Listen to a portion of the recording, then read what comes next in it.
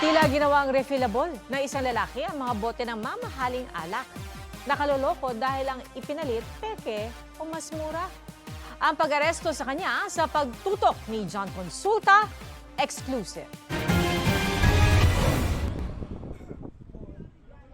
Sa parking area na ito sa May Kawayan, Bulacan, na corner ng National Bureau of Investigation o NBI Bulacan South District Office ang target na nanloloko o mano.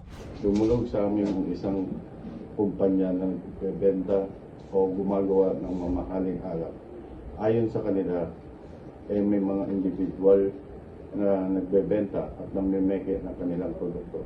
Modus ng suspect ang pagpapalit sa laman ng mga bote ng mamahaling alak ng mas murang alak bago ibenta sa mga kliyente. Kumpiskado mga bote ng alak na kapag binenta ay abot sa halagang 200,000 pesos. Kinumpiska rin ang sasakyang ginagamit sa modus. Kakasuhan namin sila ng violation of RA 8293, otherwise known as the Intellectual Property Code of the Philippines. Sinusubukan pa ng GMA News na makuha ang panig ng suspect. John Consulta, nakatutok 24 oras.